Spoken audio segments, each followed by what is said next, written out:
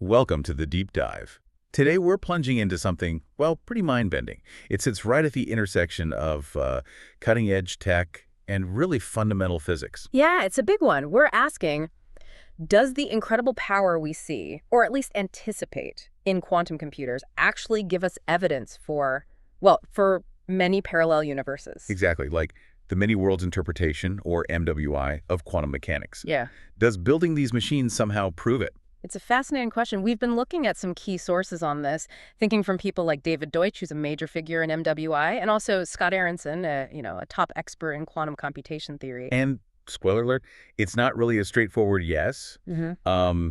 The answer seems to be way more nuanced. It really gets into how these quantum computers actually work. Definitely. It forces you to unpack what's really going on under the hood. So where do we start? Deutsch seems like the logical place, right? His idea linking QC and MWI goes way back. Yeah, back to the 1980s, Deutsch was deeply invested in the many worlds view, and he was also one of the pioneers thinking about what quantum computers could potentially do. Thinking about things like Shor's algorithm, which theoretically could, factor huge numbers incredibly fast, much faster than any regular computer could ever hope to. Right, and that led him to ask a really provocative question.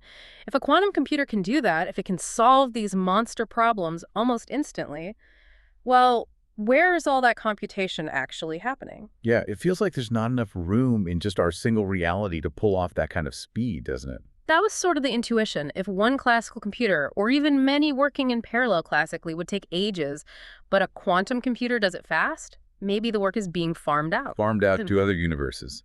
That was Deutsch's proposal. He suggested that maybe the computation effectively runs across countless parallel universes simultaneously, leveraging the vastness described by MWI. For him, it was kind of like quantum computing could be partial evidence for MWI. Okay, that's a bold idea.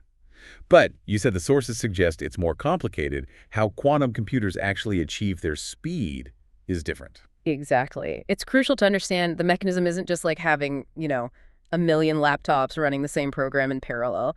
That's the classical picture, and it's kind of misleading here. So how does it work then? What's the quantum secret sauce?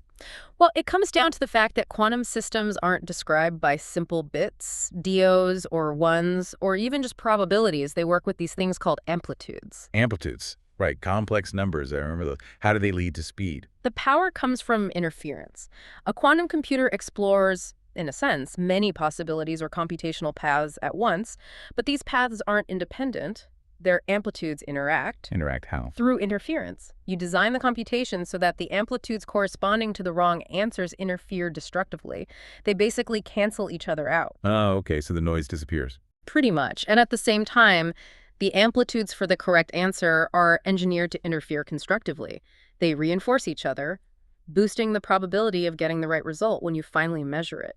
So it's not about running separate computations in parallel worlds. Not really, no. It's more like, well, one source used a great metaphor. Think of a choir. Okay. Instead of many horses racing independently, imagine a choir where all the voices are singing slightly different notes representing the possibilities. The quantum algorithm acts like a conductor, making the wrong notes clash and cancel out, while the right notes harmonize and become the clear sound you hear at the end. That's a much better image. Amplitude choreography, they called it. Orchestrating these possibilities through interference. Exactly. It's about this coherent dance of amplitudes. Which brings up a really key point then. If interference is happening, if these paths are interacting and canceling, can they really be thought of as separate, distinct universes at that moment? That's where things get tricky, especially when you look at how MWI is often understood today, drawing from Everett's original ideas. Okay. The standard picture in MWI is that truly distinct, non-interacting branches, separate worlds, only really emerge after a process called decoherence. Right. Decoherence is when the quantum system interacts with its environment, loses its quantum weirdness, and the different possibilities effectively split off and can no longer interfere. Precisely. Decoherence is what makes the branches diverge and become independent realities in the MWI framework. But wait, if quantum computation relies on interference, then it needs the exact opposite of decoherence while it's running, right? It needs coherence. That's the critical point. Quantum computation works because you fight tooth and nail to prevent decoherence during the actual calculation. You need those paths, those possibilities, to remain connected and able to interfere. So they're not separate worlds yet. They're still part of this unified quantum state, this interacting blob, as one source put it.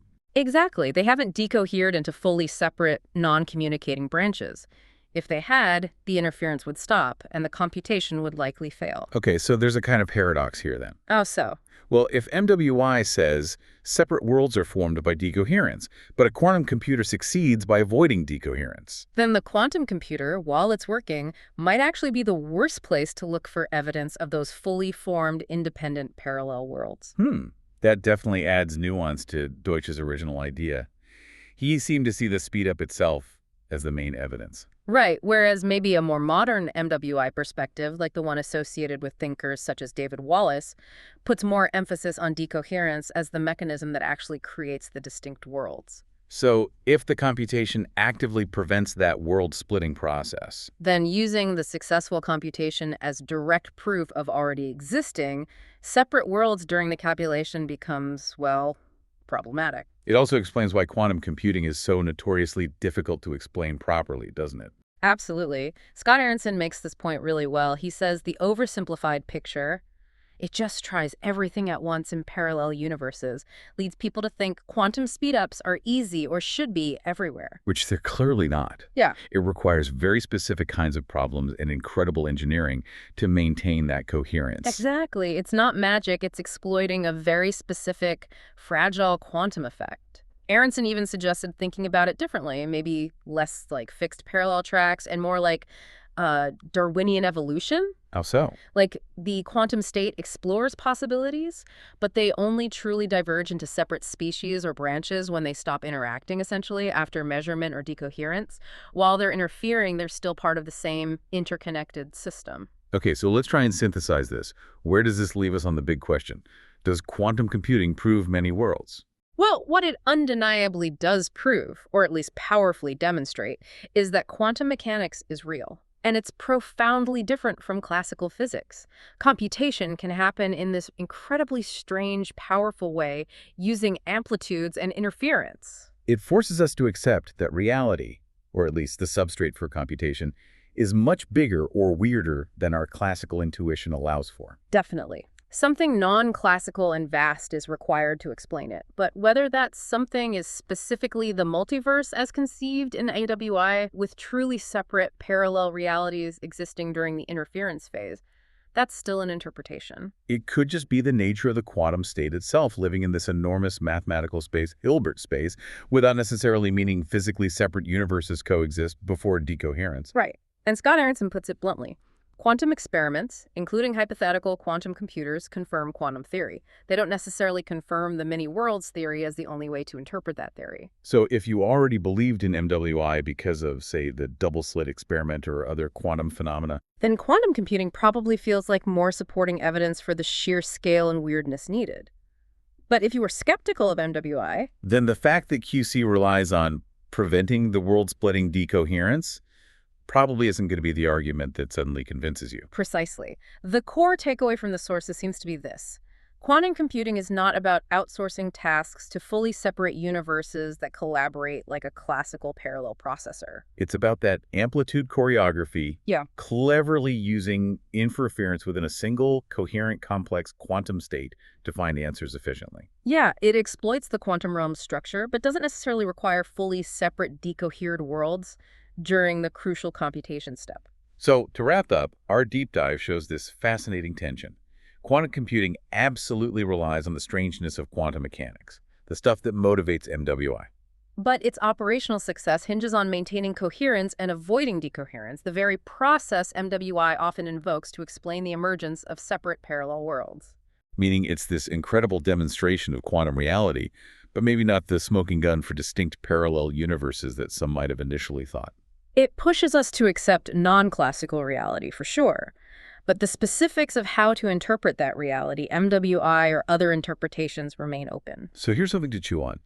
If computation doesn't have to be just ticking boxes in one place or even many separate places, but can instead be this subtle dance of complex numbers canceling and reinforcing in some vast quantum space.